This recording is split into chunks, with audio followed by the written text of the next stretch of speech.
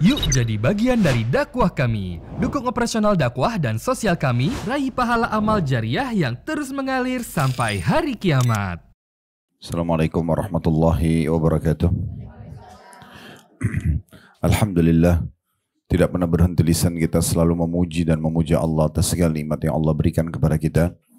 Dan sampai hari ini kita masih diberikan umur, diberikan kesempatan untuk melanjutkan estafet kehidupan. Kita masih bisa memperbanyak amal-amal soleh kita masih bisa bertobat kalau kita punya kesalahan-kesalahan. Sebelum datang masa di mana kita dibungkus dengan kain kafan, kemudian masuk ke kuburan dan akhirnya diminta pertanggungjawaban. Oleh karena itu kita harus maksimalkan nikmat ini. Dan juga nikmat terbesar yang Allah berikan kepada kita yaitu nikmat Islam dan iman. Karena dengan Islam dan iman kita jadi mengenal siapa pencipta alam semesta ini, apa tujuan kita ada di muka bumi ini, apa yang harus kita lakukan dan tidak boleh kita lakukan, mana yang boleh kita nikmati dan tidak boleh kita nikmati dari makanan, minuman, pendapatan, pergaulan dan seterusnya. Maka kita mempertahankan nikmat ini sampai wafat. Allah mengatakan wala tamutunna illa wa antum muslimun. Jangan sampai kalian meninggal dunia kecuali dalam keadaan Islam. Dalam ayat yang lain, wa'bud rabbaka hatta ya'tiyakal yakin. Sembahlah Tuhanmu sampai datang kepadamu kematian.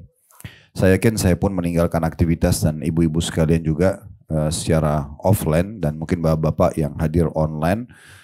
Semua ini kita tujuannya untuk mempertahankan nikmat besar ini yaitu Islam. Untuk lebih mendalami lagi agama Allah dan hanya lebih dekat dengan Allah dan menambah kantong-kantong amal saleh kita. Dan akhirnya membuat kita mendapatkan derajat yang tinggi di surga nanti. Selanjutnya kita panjatkan salam hormat kita kepada Rasulullah Muhammad sallallahu alaihi wa ala alihi wa sahbihi wasallam sebagaimana Allah telah perintahkan kita untuk mengucapkan salam hormat tersebut. Jadi untuk hari ini kita percepat kajiannya, Bapak Ibu sekalian, harusnya 12.30 jadwal kita. Tapi karena melihat duhur lebih cepat, kita coba mulai lebih cepat juga. Agar memang memaksimalkan waktu. Dan seperti biasa, bila Allah subhanahu wa ta'ala mudahkan, kita akan lanjutkan bedah buku kita 31 tuntunan hidup berkah dan panjang umur ala Nabi sallallahu alaihi wasallam, tulis oleh Amir bin Muhammad Al-Mudari. Kita sudah menyelesaikan poin ke-18 pada pertemuan yang lalu terakhir, masalah jadilah muadzin atau jawablah muadzin. Kalau laki-laki tentunya anjurannya menjadi tukang azan ya, atau muadzin atau azan minimal sekali seumur hidup. Karena semua yang mendengarkan suara muadzin akan jadi saksi pada hari kiamat. Lalu bagaimana dengan kita yang tidak azan? Maka bisa mendapatkan keutamaan yang sama dengan cara kita menjawab muadzin. Jadi oleh karena itu Bapak Ibu jangan pernah lewatkan azan ya. Kalau lagi azan jangan ngobrol, jangan aktivitas yang lain. Hitungan 3-4 menit muadzin azan itu dengarin dan ikuti apa yang diucapkan. Kita sudah mengingatkan hadis Nabi SAW. Kalau kalian dengarkan muadzin maka ucapkanlah seperti yang diucapkan. Lalu bacalah salawat untukku. Karena siapa yang baca salawat untukku sekali, Allah akan baca atau salam kepadanya 10 kali. Lalu mintalah al-wasilah untukku. Karena dia adalah sebuah tempat di surga yang tidak layak kecuali untuk satu orang. Dan aku berharap dia adalah milikku, maksudnya istana termewah di surga. Siapa yang meminta wasilah untukku, dia akan mendapatkan syafaatku. Jadi kalau kita tidak jadi muadzin, tapi Bapak Ibu dengarin misalnya Allah Akbar, kita juga ikuti Allah Akbar, kita dapat pahala yang sama. Kita dapat pahala yang sama. Kalau masih ingat terakhir pertemuan saya titik beratkan, kalau Bapak Ibu mendengarkan azan di beberapa tempat, dijawab aja semuanya. Contoh misalnya dekat rumah kita dengarin 3 masjid sedang azan, saut-sautan tapi beda. Yang di sini Allah Akbar, di sana asyhadu an la ilaha illallah, di sini hayya 'alas shalah, dijawab aja. Karena 3 muadzin itu mereka dapat pahala masing-masing dan suara mereka didengar oleh siapapun di sekitarnya itu akan jadi saksi hari kiamat. Kita pun akan ikut dapat yang sama. Kita pun akan dapat yang sama hanya dengan mengulangi apa yang diucapkan. Oleh karena itu lagi di mobil pun kalau dengar radio misalnya lagi mau azan, suruh aja drivernya nyalain radionya, dengarin azan, jangan ditutup malah, ikutin dengarin gitu ya azan tersebut ucapkan, karena apapun yang didapatkan oleh si muadzin tersebut kita juga akan mendapatkan dengan hanya mengulangi apa yang diucapkan oleh muadzin. Kecuali sudah kita tahu tentunya di hayya 'alas shalah hayya 'alal falah, kita mengucapkan la haula wala quwata illa billah. Itu sudah kita paparkan panjang lebar pada pertemuan kita yang lalu. Saya cuma mengingatkan sedikit saja. Kemudian insya Allah kita akan masuk sekarang di poin ke-19. Dari 31 tuntunan ini, sekarang kita masuk tuntunan yang ke-19, yaitu perbanyak melakukan puasa-puasa sunnah. Nah, ini tidak asing tentunya, sudah sering kita dengar ya. Cuman memang ada sebagian kaum muslimin yang menganggap puasa tanda kutip sebagai beban. Ya. Oh, kalau puasa itu nanti saya akan lapar, saya akan susah untuk menghadiri undangan misalnya ya. Atau apalah alasannya, cuaca panas, saya ada perjalanan jauh dan segala macam. Jadi memang yang pertama dimunculkan di benaknya, persepsinya adalah negatif. Nah itu akan susah, mirip dengan sholat malam misalnya ya. Oh saya kan ngantuk kalau malam, besok saya akan aktivitas, nanti kurang tidur. Selalu negatif. Sehingga kalau negatif kita tidak mungkin mau melakukannya. Sedekah, oh saya kan juga butuh duitnya. Nah begitu ya. Haji dan umroh, oh jauh sekali jaraknya. Oh padat sekali tempat tawafnya. Jadi selalu negatif, akhirnya tidak akan diamalkan. Saya pernah, ya mungkin dengan bahasa itu juga. Ya, itu tambahan dari ibu ya, males gitu ya. Saya pernah subhanallah berbicara dengan seorang teman saya, sahabat saya tinggal di Madinah. Ini pengalaman saja, berhubungan dengan masalah haji dan umroh sih ya. Tapi kita bisa tarik benang merahnya. Waktu itu pas Ramadan, saya lagi umroh sama ayah saya kebetulan. Dan selesai umroh, saya telepon-teleponin teman-teman yang saya kenal sana dulu, sama-sama kami di kampus. Ada satu orang, saya tidak usah sebutkan namanya tentunya. Saya telepon dia, setelah ngobrol tanya kabar segala. Saya tanya, kamu sudah umroh? Itu pas Ramadan. Dia bilang, Makkah zahmah. Zahmah itu bahasa Arab tapi yang pasaran gitu ya. Rameh banget gitu. Saya Ramadan itu penuh sekali banyak orang. Terus saya bercanda, saya jawab sama dia. Jadi kamu mau tunggu Mekah kosong buat kamu? Artinya kalau ini alasan kita, Bapak Ibu sekalian, tidak akan pernah kita tawaf, tidak akan pernah kita sa'i, tidak akan pernah kita haji. Karena cuaca memang begitu, memang padat, orang semua berebut pahala. Gitu kan? Berarti nanti hari kiamat kita harus siap menyesal, oh dulu coba saya gabung ya, coba dulu saya kerjakan. Nah itu masalahnya di situ ya. Oleh karena itu kita mulai dulu dengan persepsi positif. Ya. Dan ada pepatah bahasa Arab yang perlu kita jadikan sebagai pegangan kita, jarib ta'rif. Coba dulu, baru simpulkan. Jangan belum pernah coba, udah langsung dijelekin. Nah, gitu. Seperti puasa sunnah ini kan begitu. Sekarang pertanyaannya, sampai kapan Bapak Ibu sekalian kita mengatakan, kan cuman sunnah. Saya ada pertemuan, nanti haus dan lapar. Ini pertanyaannya, tanya diri kita sendiri, sampai kapan kita mau bertanya ini? Apakah sampai mati berarti kita ambil keputusan tidak mau puasa sunnah? Berarti kita, kalau iya, berarti kita harus siap, nanti di hari kiamat, derajat kita dengan orang yang puasa, itu akan beda. Harus siap itu. Ya. Dan ingat, poin penting, ini sering kami ingatkan di kelas kita ini, semua nanti di timbangan amal hari kiamat sifatnya akumulatif. Jadi jangan bilang gini misalnya, kemarin hari Senin kita nggak puasa, teman kita lagi puasa. Ah kan cuma sunnah, kan cuma satu hari Senin. Itu nggak fair, nggak benar. Kenapa? Karena hari kiamat bukan cuma Senin itu yang dihitung, tapi akumulasinya.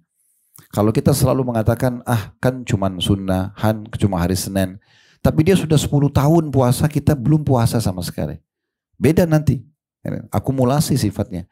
Semua ibadah yang kita kerjakan ini sifatnya akumulasi hitungannya. Mau sholat malamnya, mau sedekahnya, bukan satu-satu dihitung.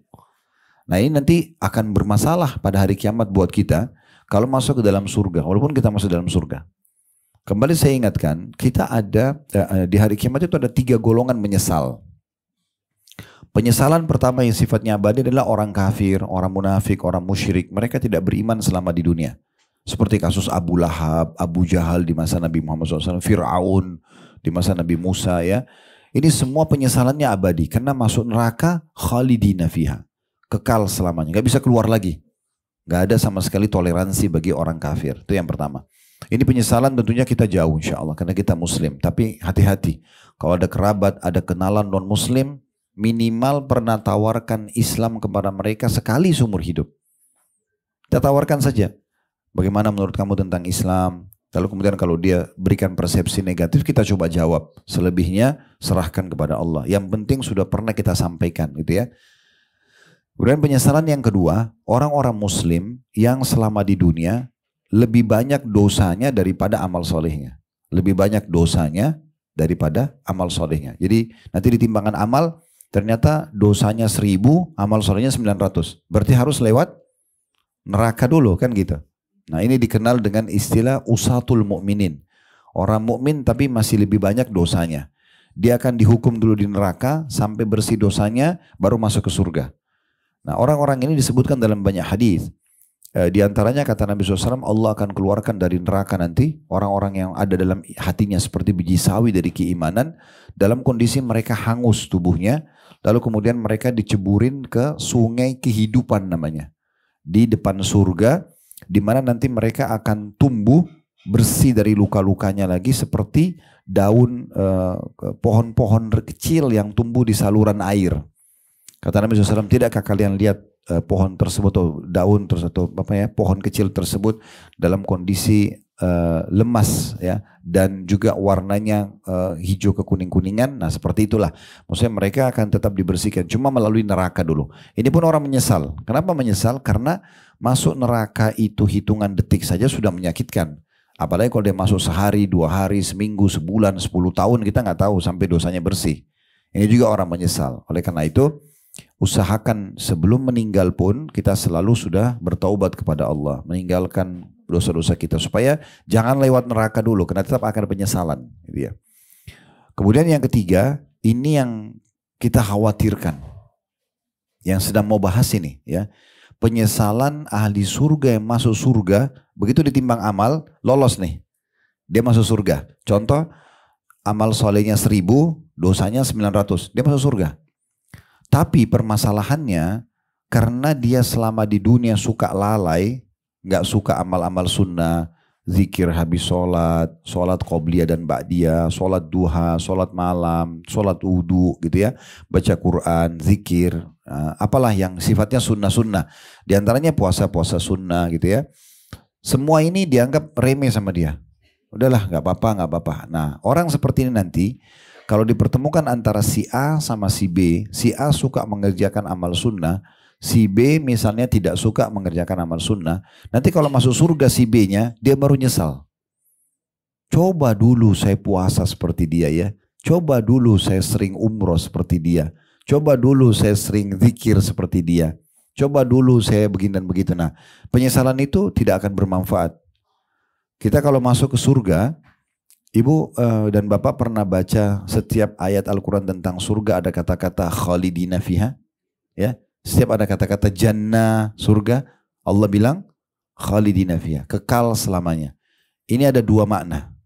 Yang pertama, memang orang kalau sudah masuk surga nggak akan keluar selamanya. Makanya Imam Ahmad rahimahullah berkata, kalau kaki kita sudah masuk ke dalam surga, berarti kita sudah aman. Asal kaki udah masuk aja, karena nggak ada orang masuk surga tuh dikeluarkan, nggak ada. Dia akan kekal di situ.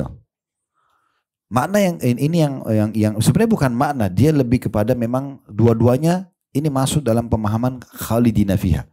Kalau yang pertama kita tidak akan keluar sekali masuk, itu positif. Tapi yang kedua ini khalidina fiha, ini perlu direnungi secara keimanan. Makna khalidina fiha artinya Bapak Ibu kalau sudah masuk di satu level di surga nggak bisa pindah. Misal contoh, level surga itu 1 sampai 10, ini angka cuma contoh ya. Kita dengan amal kita masuk ke level 5. Ya udah khalidina fiha di situ. Nggak bisa kita pindah ke level 6. Level 7 nggak bisa. Kenapa? Karena untuk pindah di situ di dunia. Bisa ditangkap pesannya ya. Nah itu penting. Nah bagaimana caranya supaya kita bisa sampai ke level 10? Nah di sini di dunia. Makanya jangan pernah dianggap remeh amal-amal sunnah. Nah begitu memahaminya ya. Karena kalau tidak kita terus anggap remeh. Ya nanti aja, ya ndak usah, gampang. Gitu-gitu terus. Padahal sebenarnya sekali kesempatan itu lewat, tidak bisa kita ulangi. Tidak bisa kita ulangi gitu ya. Contoh misalnya tadi malam ada orang tidak tahajud. Dia baru dengar keutamaan tahajud, baru dia mau sholat. Bisa, tapi untuk nanti malam. Yang semalam sudah nggak bisa kembali. Dan sudah pasti beda antara dia sama orang yang sholat malam. Begitu. Jadi ibu dan bapak usahakan tanamkan dalam dirinya dalam masalah pelaksanaan ibadah ini adalah saya rugi kalau nggak kerjakan. Karena tidak bisa terulang. Gak bisa terulang. Sekali kita lewatin kesempatan untuk ibadah, apa aja itu, pasti luput dari kita, udah gak bisa kita perbaikin, kecuali ke depannya saja. Ke depannya saja. Kayak hari Senin kemarin kita gak puasa. Saya mau puasa mulai sekarang karena dengar ceramah Ustadz. Berarti kita cuma bisa hari Senin depan. Senin lalu udah gak bisa. Dan sudah tercatat di buku amal kita. Sampai hari kiamat si fulan atau fulana ini gak puasa. Selesai. Gak bisa diperbaikin. Nah, kalau dosa masih lebih ringan. Orang buat dosa nih, bukan kita gampangin. Orang buat dosa. Tapi dia tobat besoknya, lusanya dibersihkan. Tapi kalau amal soleh gak bisa. Amal soleh itu sekali luput, luput dari kita. Oleh karena itu perbedaan derajat di surga nanti itu adalah perbedaan antara orang yang mujahadah, yang memaksakan diri dalam ibadah dengan orang yang malas. Nah, orang yang mujahadah itu pasti akan mendapatkan. Kita biar ngantuk, saya mau tetap mau sholat malam. Karena waktunya ini gak bisa terulang. Nah gitu. Nanti kita istirahat setelah itu, oke. Tapi ini sudah tercatat. Nah gitu. Ini memahaminya. Poin yang lain, kalau Bapak Ibu juga, ini tadi ditangkap pesannya ya. Tolong pesan-pesan begini Bapak Ibu sekalian, saya perlu titik beratkan, kami tinggalkan pekerjaan kami dan keluarga, datang ke sini bukan hanya untuk duduk cerita depan Bapak Ibu ya. Ini ilmu. Ilmu itu didengar di telinganya, direnungi di pikirannya, dimasukkan dalam hati. Terakhirnya, endingnya, aplikasikan dengan anggota tubuh. Itu baru ada keberkahan. Kami nggak butuh ibu dan bapak bilang, oh ceramahnya bagus ya. Nggak penting itu. Nggak ada manfaatnya. Itu angin lalu. Pujian itu angin lalu, nggak ada manfaatnya. Gitu. Tapi bagaimana kita datang, kita dengarin, oh ya ilmu ya. Nah amalin. Dan itu ada keputusan di tangan bapak ibu. Sayang, ceramah demi ceramah dihadiri sekian tahun, tapi nggak diaplikasikan. Itu sayang banget. Jadi tidak ada keberkahan. Makanya semua didengar dengan kuping, direnungi dengan pikiran, diresapi dalam hati, lalu aplikasikan dengan anggota tubuh. Nah itu keputusan di tangan Bapak Ibu sendiri. Dan usahakan kita pekah ya, setiap kali ada sinyal, kayak kita dengarin azan, hayya 'alas shalah, muadzin saya ucapin. Kita harus pekah, panggilan itu buat kita. Jangan anggap itu panggilan buat orang lain. Ada kesempatan ada teman kita ngomong, besok kita puasa yuk, atau di grup ada berita itu. Jangan ibu dan bapak paham itu, oh itu untuk grup. Itu buat Anda, buat kita pribadi. Ada panggilan buat donasi Palestina, walaupun untuk masyarakat Indonesia. Anda harus rasa itu panggilan buat Anda pribadi, itu sinyal namanya. Harus peka seperti itu. Ya. Bahkan dapat brosur umroh, oh ini berarti panggilan dari Allah, ya Allah mudahkan. Apa saja, kesempatan apa saja, kita lagi dengar ada orang zikir, atau kita lewat dari rumah, ada orang lagi sedih karena meninggal, kita langsung introspeksi diri. Nah itu yang paling tepat. Seperti itulah. Sekarang poin selanjutnya sebelum kita baca ini, karena kalau untuk baca keutamaan puasa sunnah gak sulit. Tapi saya ingin titik beratkan poin ini dulu. Ini jembatannya untuk kita sampai ke aplikasi dalam mengerjakan ibadah tersebut. Bapak Ibu, kalau Bapak Ibu sibukkan diri dengan amal sunnah, pastikan amal wajib Bapak Ibu aman. Itu salah satu rahasia amal sunnah itu. Kita kalau biasa kerjakan sholat duha, sholat tahajud, qabliyah, ba'diyah, sholat wajibnya pasti aman. Kan tidak masuk akal orang sholat qabliyah terus duhur tidak sholat. Kan tidak masuk akal. Kan gitu. Orang kalau sudah biasa puasa Senin Kamis, puasa Ramadan ringan sekali buat dia. Nggak ada bebannya. Karena dia sudah biasa sepanjang tahun. Orang kalau biasa sedekah, hitung zakat itu ringan buat dia. Orang kalau biasa umroh, haji ringan buat dia. Nah seperti itulah. Jadi manfaat mengerjakan amal sunnah itu meringankan dan mengamankan amal wajib. Sementara amal wajib ini itu yang nanti akan lebih fokus di timbangan amal hari kiamat. Kalau amal wajib kita baik, maka semua akan baik. Kita pernah jelaskan di beberapa poin sebelumnya tentang masalah sholat. Kan ada hadis Nabi SAW, awal amal dihisab hari kiamat adalah sholat. Kalau dia baik maka akan membantu yang lain. Kalau dia buruk maka akan mengganggu yang lain. Lalu apa kata Nabi SAW lanjutannya? Dan Allah berfirman kepada para malaikat, lihatlah sholatnya hambaku ini. Sholat wajibnya ya. Kita nanti timbang sholat wajib dilihat. Kalau sholatnya sempurna, alhamdulillah. Tapi kalau tidak sempurna, kata Allah, kalau lihat sholatnya, kalau sudah sempurna sudah. Tapi kalau belum sempurna, carilah sholat-sholat sunnahnya. Lalu sempurnakan kekurangan sholat wajibnya. Jadi memang sholat sunnah itu salah satu fungsinya itu. Nanti nyempurnain, mungkin ada ibu lupa wudhu, ya, bapak sekalian juga misalnya lupa bacaan sholat, ada yang kita lupa jumlah rakaatnya, memang manusia lupa. Nah nanti ibadah sunnah kita menyempurnakan itu.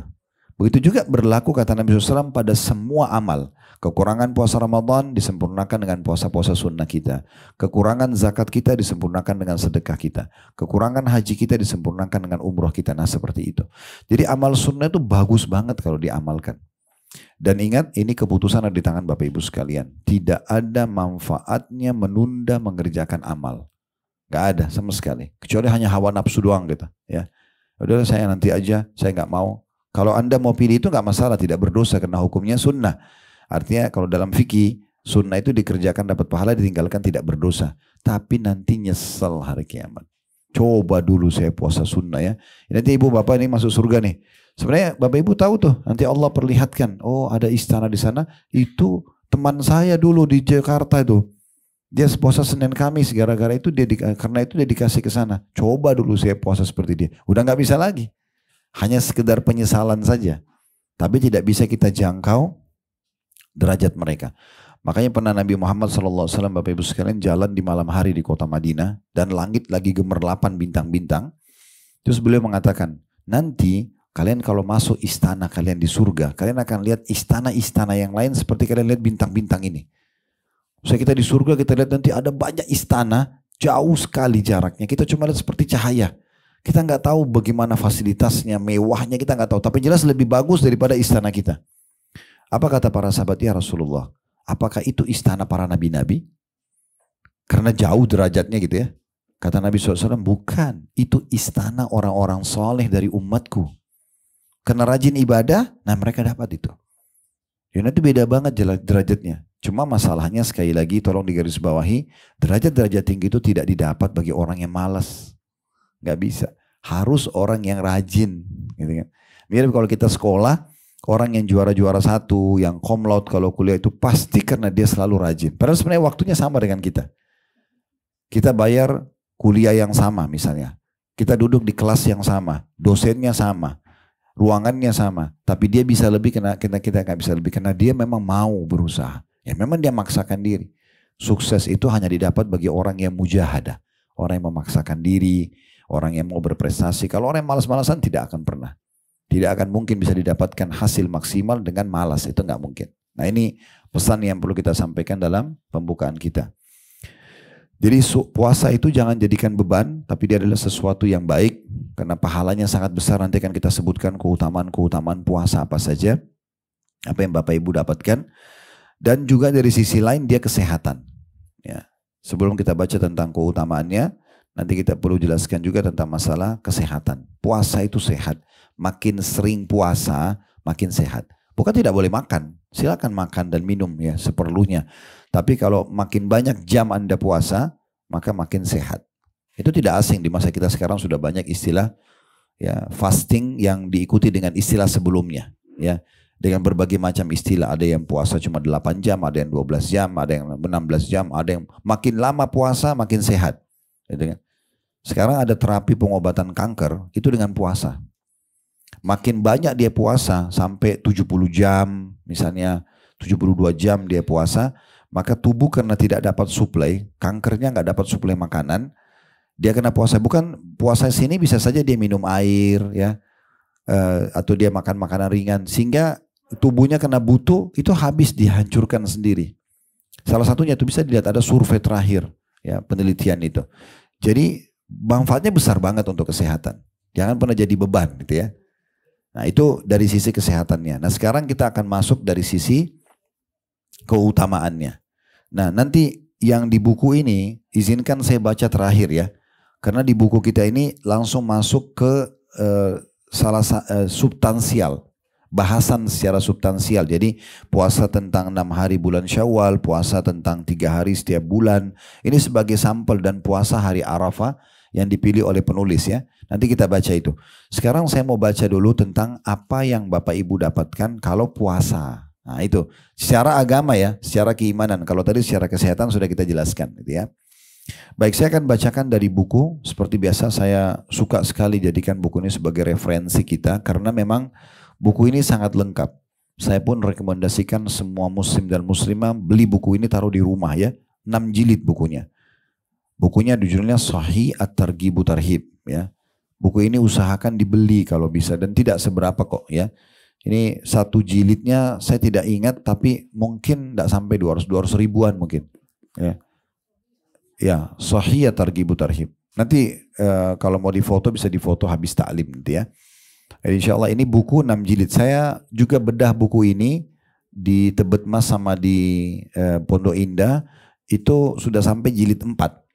Insya Allah nanti di playlist YouTube kami Bapak Ibu bisa ikutin. Kalau mau privat dengan saya tinggal beli bukunya jilid 1, nanti masuk di Khalid Basalamah Official YouTube kami, klik logonya, kemudian nanti di bawah itu ada pilihan beranda, ada video, ada podcast, ada playlist. Klik playlistnya, cari Sahih At-Targhib Tarhib. Nanti ikutin aja dari jilid 1 bab 1. Jadi sebelum tidur 1 jam, misalnya Bapak Ibu tidur biasa jam 10 malam, jam 9 malam mulai nonton aja di YouTube di rumah, di kamar sambil beli bukunya sambil diorat-oret. Jadi kayak privat sama saya itu karena saya sudah jelasin seperti ini gitu ya. Tinggal diorat-oret. Ini asal mau saja. Kuliah gratis tanpa ujian ya. Juga tanpa beban, ini di rumah, gak ada orang, gak ada segala macam, waktunya ibu dan bapak yang atur gitu ya. Nah buku ini sangat bagus. Sahih artinya yang sahih-sahih saja dalilnya. At-Targhib itu artinya hadis-hadis yang memotivasi kita untuk berbuat amal. Kalau At-Tarhib artinya hadis-hadis yang berbicara ancaman. Nah untuk mengerjakan amal soleh kita butuh At-Targhib. Apa sih janjinya kalau saya puasa dapat apa, kalau saya sholat malam dapat apa, itu namanya at-targhib. Kalau kita buat dosa, riba, zina, ada ancamannya, itu diistilahkan dengan at-tarhib. Nah di buku ini sudah digabung targhibnya dan tarhibnya. Motivasi untuk mengerjakan satu ibadah dan ancaman untuk meninggalkan satu perbuatan. Nah di dalam kitab puasa, Al-Mundhiri penulis buku ini mengangkat di bab pertama di kitab puasa tentang anjuran puasa secara umum dan keterangan tentang keutamaannya. Beliau mengatakan begitu ya. Di dalam hadis yang pertama, ini biasanya juga dibacakan pada saat menjelang Ramadan oleh banyak ustadz dan kiai kita untuk memotivasi umat agar mempertahankan atau termotivasi puasa.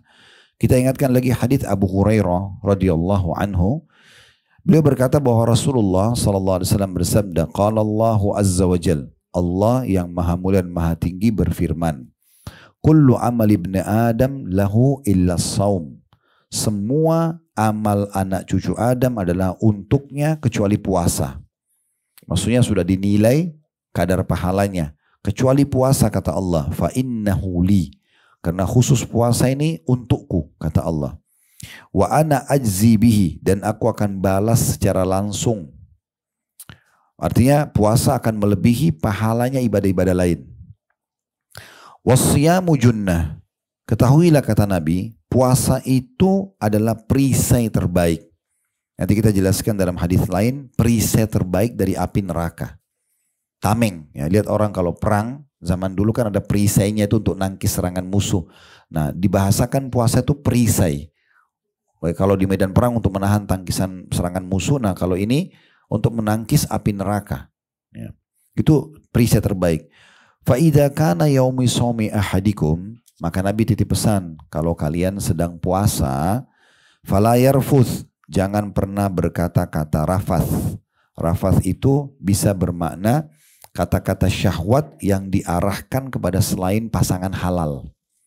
Cinta, sayang, rindu, bukan pada suami, bukan sama istri. Itu namanya rafath. Jadi puasa itu sedang terapi dan juga mengupgrade diri kita dari satu kualitas ke kualitas yang lain ibadahnya. Jadi kita tidak boleh rafath. Wala yaskhab, tidak boleh dia bertengkar.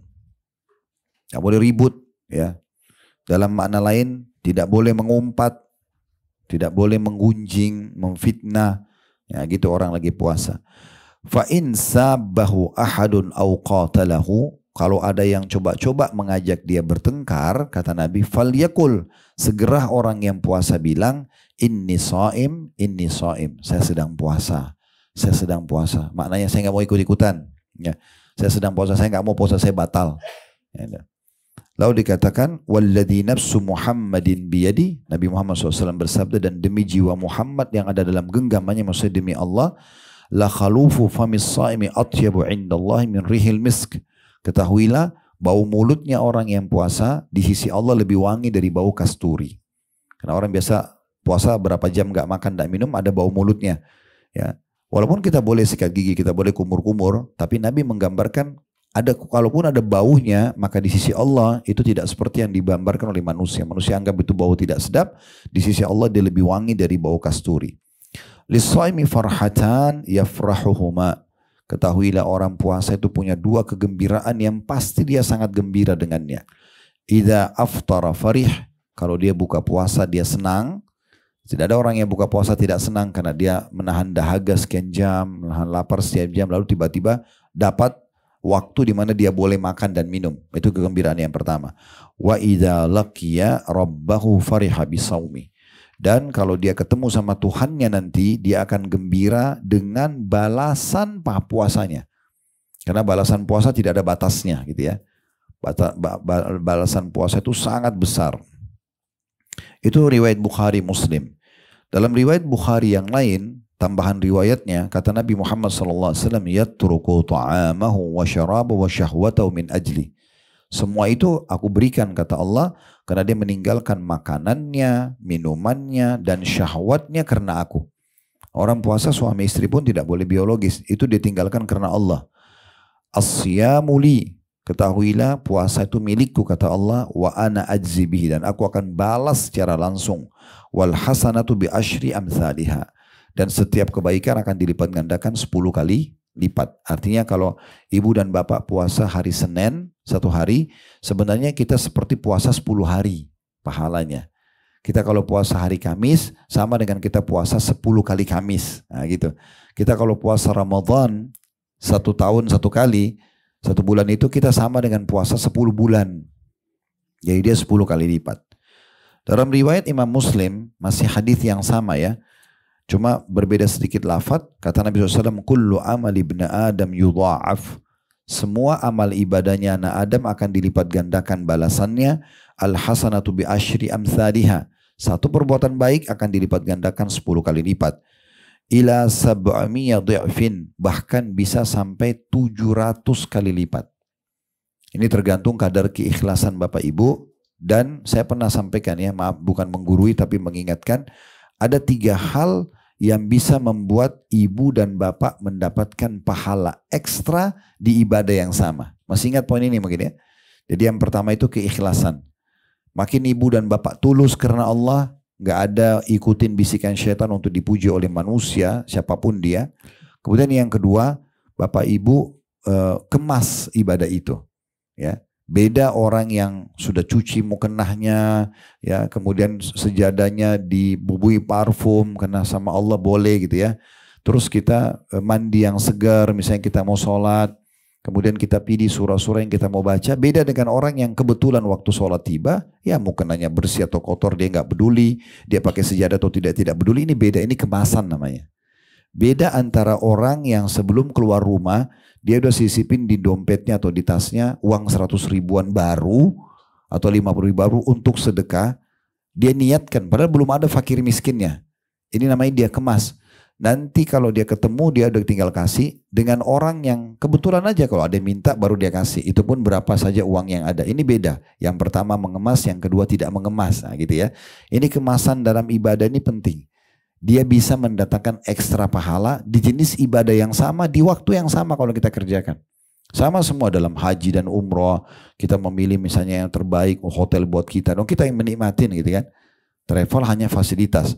Semuanya begitu. Apa saja semuanya kalau kita kemas. Yang ketiga, kita memarketingkan. Jadi daripada ibu dan bapak sholat malam sendiri, ajak keluarganya. Marketingkan, ajak suami, ajak istri, ajak anak, ajak ART-nya ya di rumah gitu kan. Atau infokan di grup, ya sebentar lagi azan nih, ayo bangun yuk sholat misalnya. Kita marketingkan. Tapi nanti riya Ustadz, itu riya antara Anda sama Allah. Gak bisa semua ibadah yang kita sebarkan ke orang lalu kita langsung vonis riya. Kenapa harus vonis riya? Riya itu kan kalau kita memang sengaja mau pamer. Kalau kita niat dakwah, bayangkan Bapak Ibu sekalian kalau setiap orang menganggap ibadah yang dia kerjakan akan riya, saya tidak akan ceramah di sini. Bapak Ibu tidak akan duduk hadiri ceramah. Oh nanti riya, nggak bisa. Itu cuma bisikan syaitan gitu ya. Ria itu kalau dibisikin syaitan untuk pamer lalu kita ikutin, nah baru ria. Kalau kita nggak ikutin nggak ada masalah. Ya, nah, ini poin-poin penting untuk digarisbawahi. Jadi makna hadis ini semua amal ibadah anak Adam sudah ditentukan kadar pahalanya atau dilipat gandakan sampai 10 kali lipat. Ada yang sampai 700 kali lipat. Beda ya. Bayangkan kita kalau dapat 10 pahala dengan 100 pahala, beda. Dengan 200 pahala, dengan 300 pahala, sampai 700 pahala, beda. Ini semua ibadahnya sama. Kenapa ada orang perbedaannya jauh, sampai ada yang 700 kali lipat kata Nabi, karena tadi 3 hal itu. Ikhlasnya sangat full, kalau ada persentase 100%, dia nggak peduli dengan manusia, ada yang lihat, tidak lihat, tetap aja dia ibadah. Kemudian dia kemas dengan baik, kemudian dia juga marketingkan aja orang lain, maka dia akan lebih banyak dapat pahala, gitu ya. Seperti itu. Kemudian dikatakan, qala Allah Ta'ala, dan Allah berfirman khusus masalah puasa, illa saum, kecuali puasa, fa innahu li wa ana ajzi bihi. Dia milikku dan aku akan balas langsung. Ya. Yada'u syahwata wa ta'amu min ajli, karena dia meninggalkan makanan, syahwatnya dan makanannya karena aku. Jadi maknanya ini adalah puasa bisa lebih dari 700 kali lipat. Lis-shaimi farhatan, orang yang puasa dapat 2 kegembiraan. Farhatun inda fitri, kegembiraan pada saat dia buka puasa karena hilang dahaganya. Makanya doa buka puasa, dhahabaz zama, telah hilang dahaga itu. Wabtallatil uruq, telah basah urat-urat. Wa thabatal ajru insyaallah, dan semoga saja insyaallah pahala didapatkan sempurna. Wa farhatun inda liqa'i rabbi, dan kegembiraan pada saat bertemu dengan Tuhannya. Wala khalufu famis saimi atyabu indallah min rihil misk, bau mulutnya orang yang puasa di sisi Allah lebih wangi dari bau kasturi. Ya.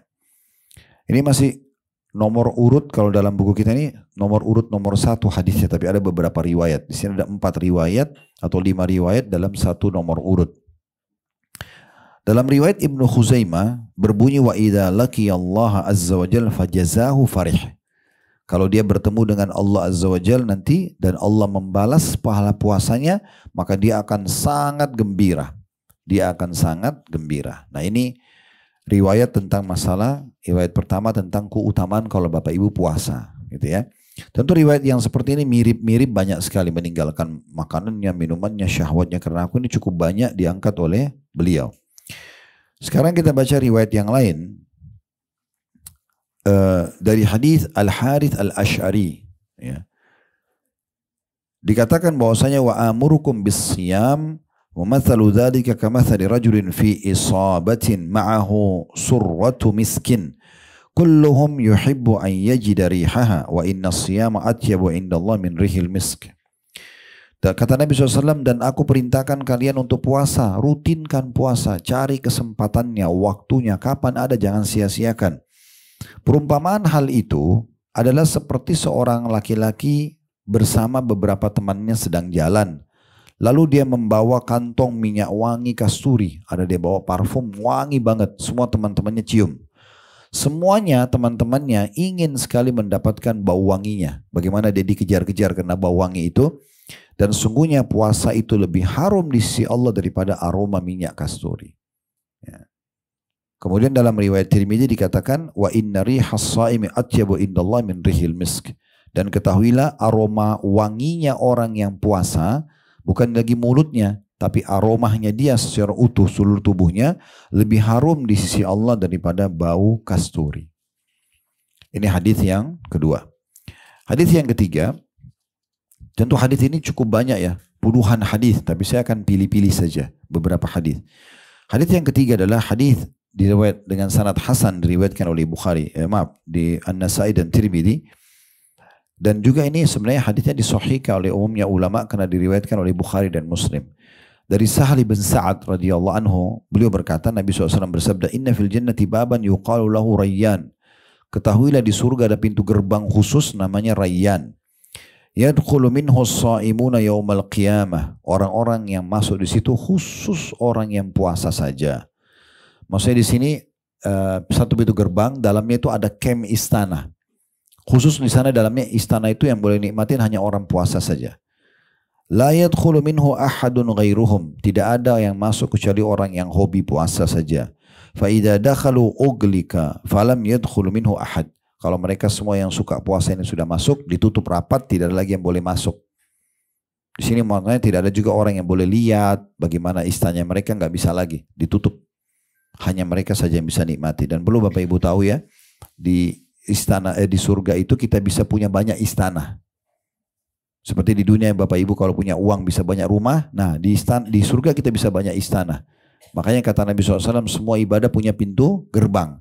Sholat punya pintu gerbang, kita bisa masuk kalau kita suka sholat, di dalamnya ada camp istana. Nah tergantung lagi level-levelnya.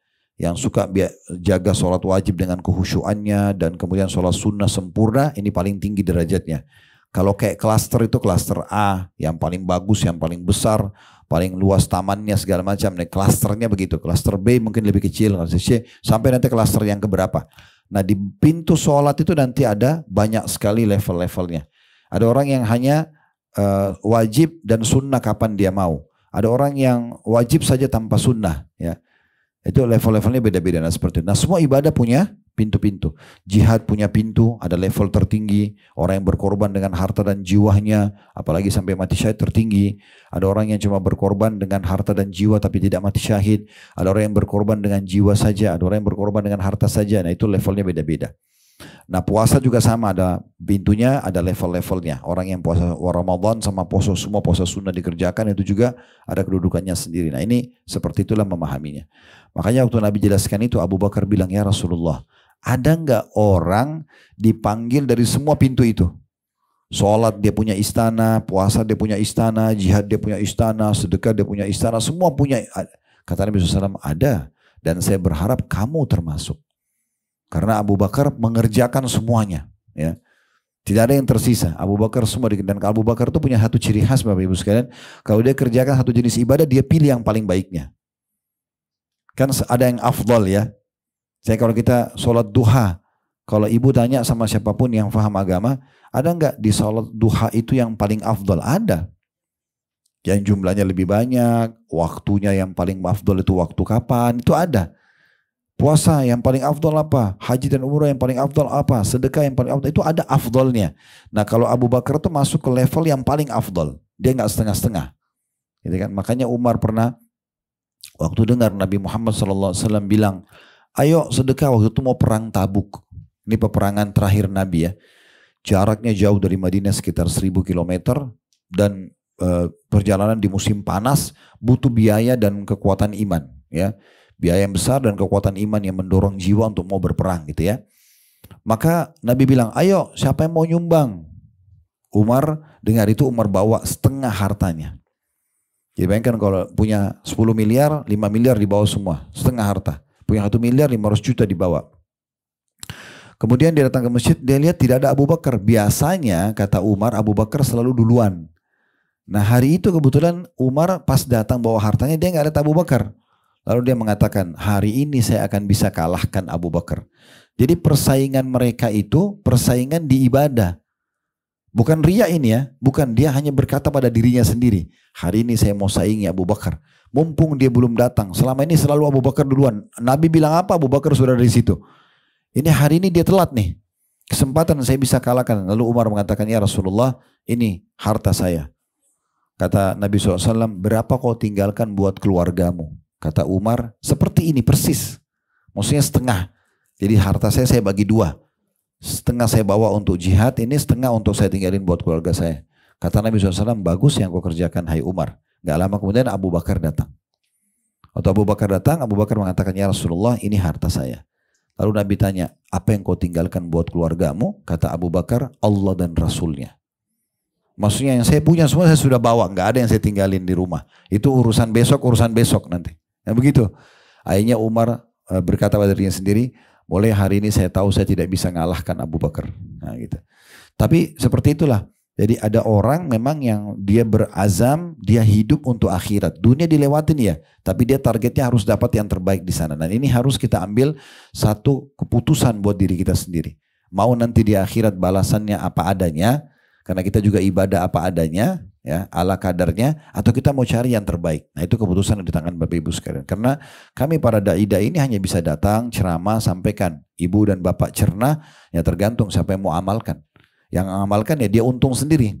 Karena kami nggak mungkin datang ke rumah Bapak Ibu ketukin setiap hari, ayo sholat duha, ayo sholat malam. Itu nggak mungkin, akan habis waktu gitu kan.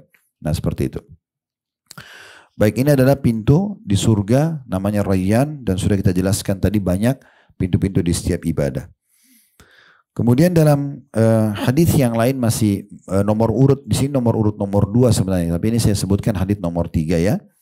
Dikatakan dari Ibnu Khuzaimah meriwayatkan, kata Nabi SAW, fa idza dakhala akhiruhum ughliq wa man dakhala syarib wa man syariba lam yadhma abada. Nanti kalau orang yang terakhir yang rutin puasa itu sudah masuk di pintu itu, ditutuplah rapat pintu tersebut.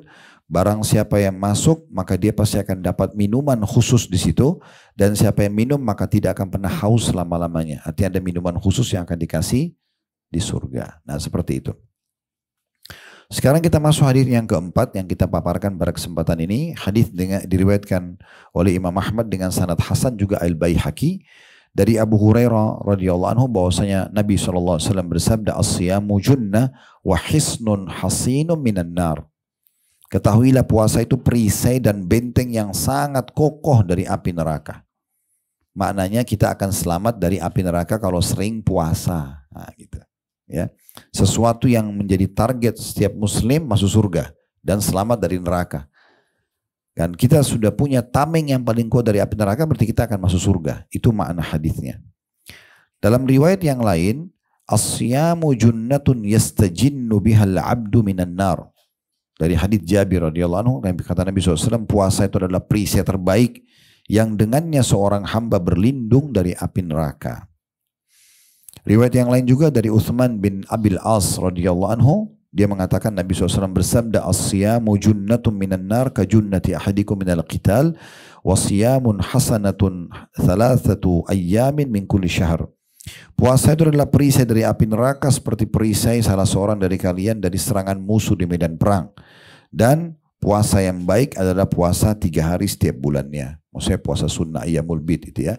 Tapi kita sedang mengambil dulu tentang masalah ya keutamaan puasa.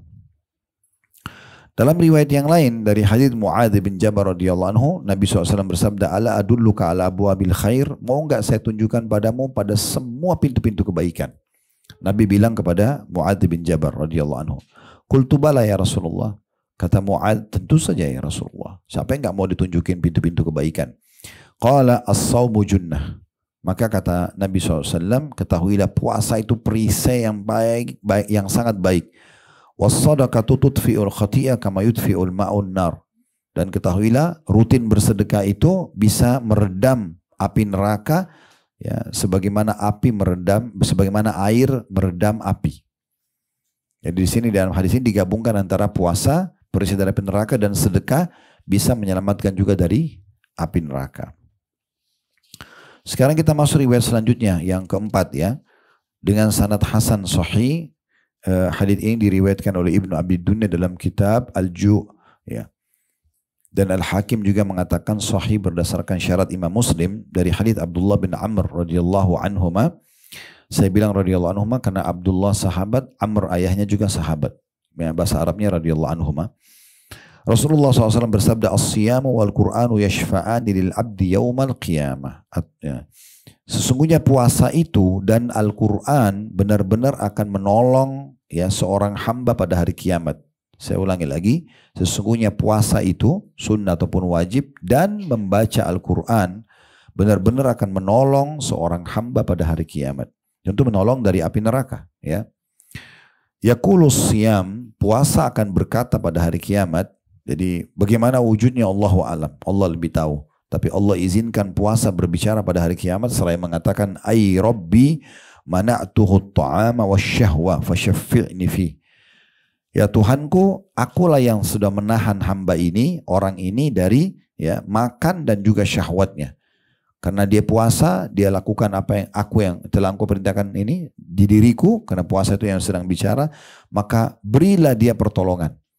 Syafi'ni fi, maksudnya berikan dia pertolongan agar masuk surga dan selamat dari neraka. Wa yaqulul Qur'an, dan Al-Quran juga akan berkata, mana'tuhun nauma bil-lail fasyaffi'ni fi qala fayushaffa'an. Al-Quran akan mengatakan, aku telah menahannya tidur di malam hari. Jadi karena tahajud dia baca Quran, ya. Maka Al-Quran mengatakan, berilah dia syafaat karena aku ya Allah. Maka kata Nabi SAW, keduanya pun akhirnya memberikan syafaat. Ya, jadi sudah pernah kita berbagi juga tentang masalah sholat malam, ya. Sudah ada fatwa ulama, ibu dan bapak boleh pegang Al-Quran kalau sholat sunnah. Termasuk aplikasi Al-Quran di handphone, ya. Jadi supaya sholat tahajudnya tidak terulang-ulang, inna atayna wal asr terus, gitu kan. Tapi bisa baca dari Al-Baqarah, gitu ya. Jadi mulai baca Al-Baqarah ayat 1, di rakaat pertama misalnya baca 5 ayat, 10 ayat. Terus tidak apa-apa ditutup, ruku, sujud, bangun. Pas selesai baca Al-Fatihah buka lagi handphonenya, itu enggak melanggar. Asal Al-Quran, jangan baca WA, ya. Iya. Jadi baca Al-Quran, karena kalau baca WA batal nanti, ya. Tapi aplikasi Al-Qurannya, ya. Karena ada aplikasi Al-Quran pernah saya berbagi kan, namanya Nakhtim, ya. Itu hari pernah saya sampaikan agar Bapak Ibu download, judulnya sama aplikasinya Nakhtim, itu artinya kami mengkhatam. Bagusnya dia kalau setiap kali kita habis tutup handphone, kita buka lagi, dia lanjut ayat terakhir yang kita baca. Nah itu kelebihannya.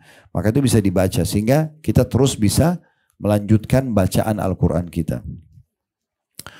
Baik, kita masukkan selanjutnya hadis yang nomor 5, ya, yang saya bacakan sekarang dari Hudzaifah radhiyallahu anhu. Hadis ini diriwayatkan oleh Ahmad. Dan ini disahihkan oleh Syekh Albani hadisnya, bahwasanya dia bilang Nabi SAW bersabda, man qala la ilaha illallah khutima lahu biha dakhala al-jannah wa man sama yawma ibtigha'a wajhillah khutima lahu biha dakhala al-jannah wa man tasaddaqa bi sadaqati ibtigha'a wajhillah khutima lahu biha dakhala al-jannah. Barang siapa yang mengucapkan la ilaha illallah, tiada Tuhan yang berhak disembah kecuali Allah, lalu dengan itu hidupnya ditutup, maksudnya dia meninggal, terakhir kalimatnya la ilaha illallah, maka dia pasti masuk surga. Barang siapa yang berpuasa 1 hari demi mencari wajah Allah, maksudnya ikhlas karena Allah, dan dengan itu hidupnya ditutup, dia lagi puasa terus dia wafat, maka dijamin masuk surga.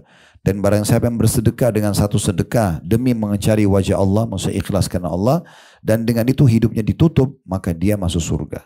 Nah, saksi bahasan kita adalah perkataan Nabi SAW, dan siapa yang berpuasa 1 hari di jalan Allah karena Allah, sunnah ataupun wajib, lalu dia wafat di hari itu, maka dia akan masuk surga. Ya, salah satu kisah yang menarik dari hadits ini adalah kisah Utsman bin Affan radhiyallahu anhu. Beliau pada saat dibunuh oleh kaum Khawarij di akhir hidupnya, itu dalam kondisi puasa. Sudah tua, umurnya sudah 80-an kalau tidak salah. Itu puasa. Dan beliau akhirnya tertidur sebelum dibunuh oleh orang-orang yang jahat. Dia sempat tertidur sejenak, lalu dia mimpi Rasulullah SAW datang dan mengatakan pada dia, hai Utsman, bersabarlah karena engkau akan berbuka puasa bersama kami.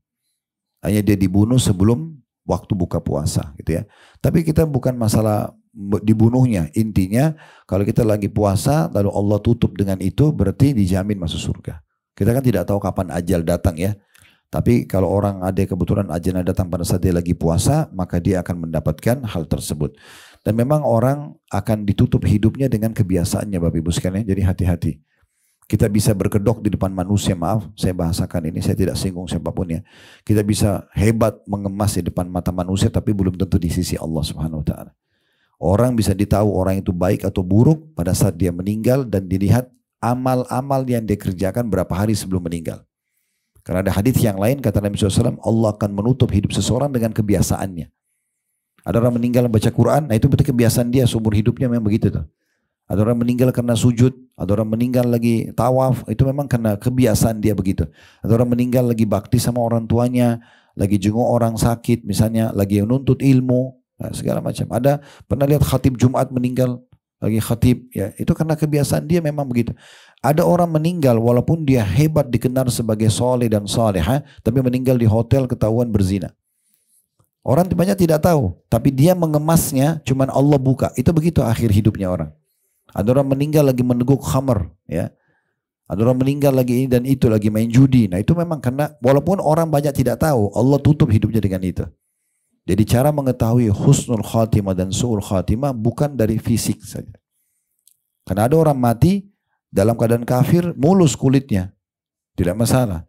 Jadi bukan itu yang dilihat. Tetapi kebiasaan dia sebelum dia wafat. Nah ini kalau orang meninggal dalam kondisi puasa, dijamin masuk surga. Berarti dia husnul khatimah gitu ya. Kemudian dalam riwayat yang lain, ini riwayat yang ke-6 seingat saya yang saya baca sekarang ya. Dengan sanad sahih dari Abu Umamah radhiyallahu anhu bahwasanya beliau mengatakan qultu ya Rasulullah, saya berkata wahai Rasulullah, murni bi amal, tolong perintahkan saya, ajarkan saya sebuah amalan. Qala alaika bis saum. Maksudnya dia seakan-akan bilang ya Rasulullah, sebenarnya dia tahu amalan-amalan tapi dia pengen ya Rasulullah tolong wasiatkan satu amal yang Anda anggap itu saya sangat butuh. Maka kata Nabi SAW, alaika bisawm. Kamu harus rutin jaga puasamu. Fa innahu la idda lahu. Karena tidak ada yang bisa menyamai puasa itu. Qultu ya Rasulullah, murni bi'amal. Lalu orang ini mengatakan lagi, jadi Hudzaifah mengulangi, Abu Umamah mengatakan lagi, ya Rasulullah, oke, saya sudah tahu puasa. Tolong perintahkan lagi amal yang lain. Nabi cuma ulangi, qala alaika bisawm fa innahu la idda lahu. Maka kamu jaga aja puasamu karena tidak ada yang menyamainya. Nah, berarti dua kali orang ini buat minta wasiat, Nabi 2 kali nasihatin agar rutin menjaga puasanya. Dalam riwayat lain, Hudzaifah mengatakan, ataitu Rasulullah sallallahu alaihi wasallam. Satu hari saya pernah mendatangi Rasulullah SAW. Fakultu ya Rasulullah, murni bi amrin yanfa'uni Allahu bihi.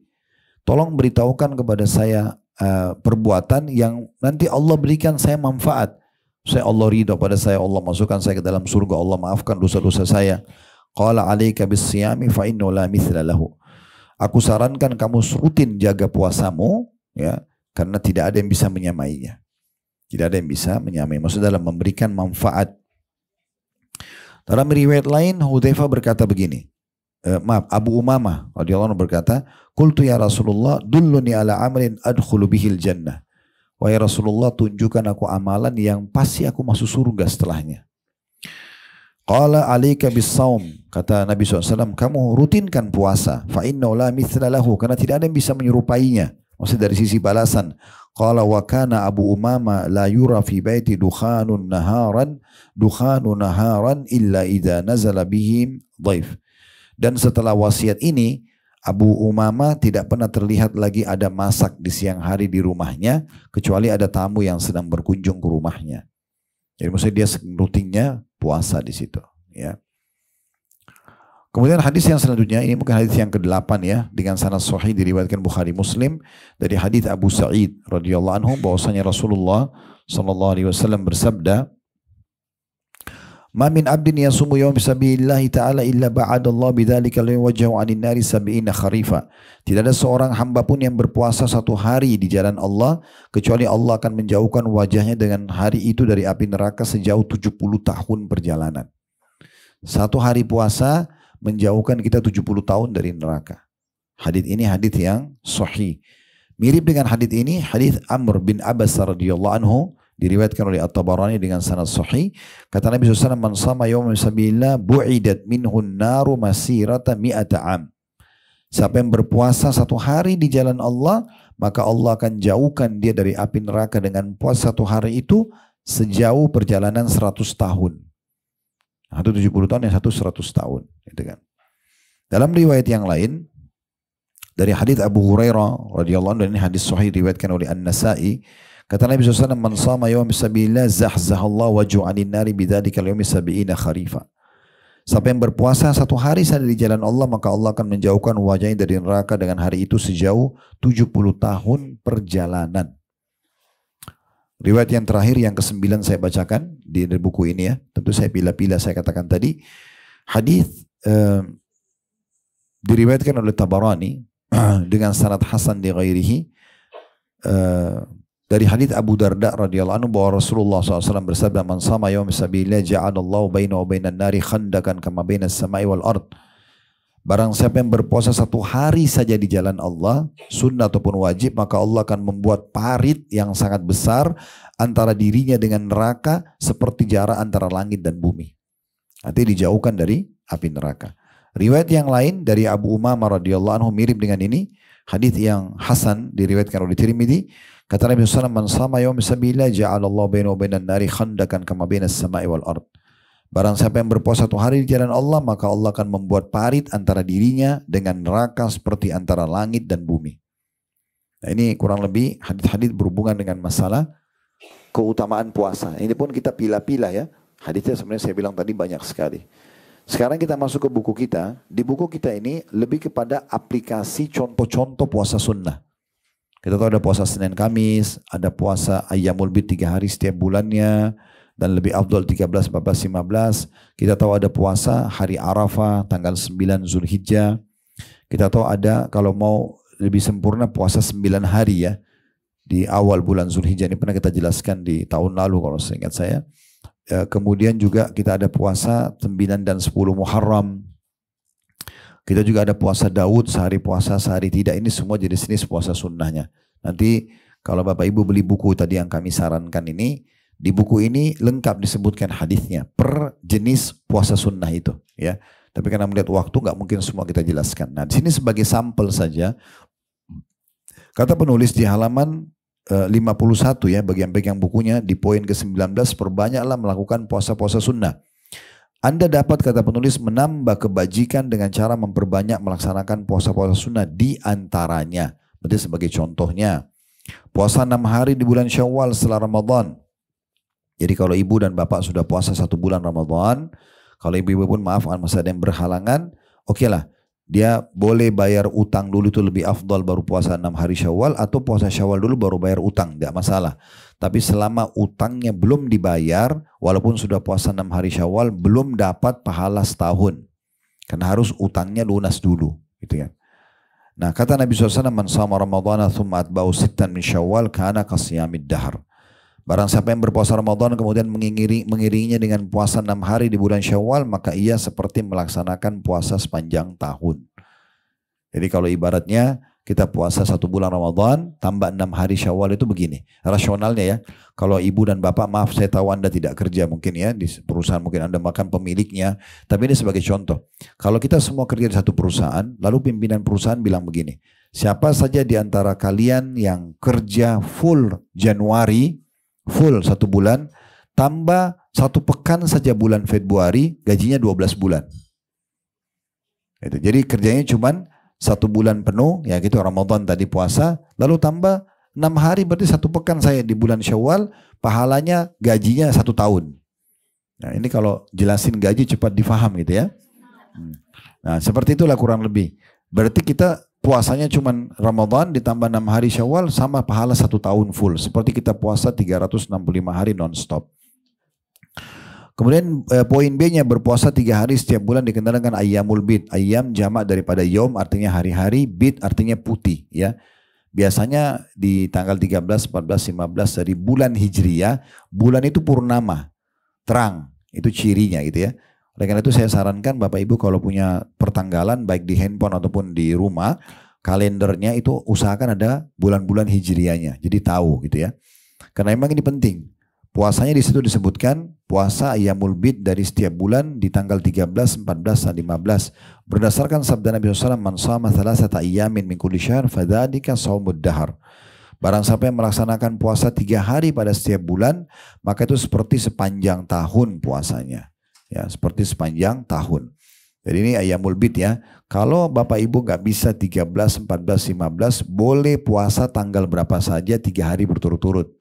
1, 2, 3, 7, 8, 9 ya. Apalagi bagi wanita yang masih berhalangan, misalnya rutin ibu haidnya maaf tanggal 15 sampai tanggal 22 misalnya. 7 hari contohnya. Ya udah, kita puasanya sebelum itu atau sesudah itu. Intinya kita usahakan tidak luput 3 hari setiap bulannya. Lalu dikatakan oleh penulis, jika Anda melaksanakan puasa 6 hari di bulan Syawal, maka dicatat bagimu pahala puasa setahun penuh. Jika Anda berpuasa 3 hari pada setiap bulan, maka dicatat bagimu pahala puasa juga setahun penuh. Jadi maksudnya kita bisa dapat 2 tahun puasa hanya ngamalin 6 hari Syawal setelah Ramadan dan 3 hari setiap bulannya. Yang terakhir beliau kasih contoh di sini tentang masalah puasa Arafah. Ya. Puasa Arafah yakni untuk orang yang tidak melaksanakan haji. Kalau lagi haji tidak ada puasa. Kita justru di Arafah tidak boleh puasa. Tapi yang tidak sedang haji, supaya tidak kehilangan keutamaan itu, mereka puasa. Puasa ini menghapuskan dosa-dosa selama 2 tahun. Jadi 700 hari lebih gitu ya. Adapun puasa Asyura tanggal 10 Muharram akan menghapuskan dosa-dosa setahun. Sebagaimana riwayat sahih dari Nabi SAW. Nah ini sampel-sampelnya saja. Masalah puasa Senin Kamis belum disebutkan di sini, ya gitu kan.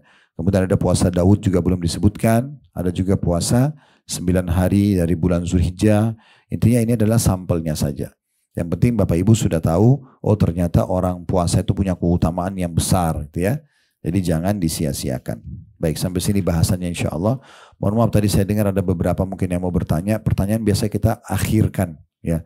Setelah selesai materi dulu, ditulis di kertas, dikasih ke tim kami. Kalau sesuai dengan tema kami akan baca. Seperti itu ya.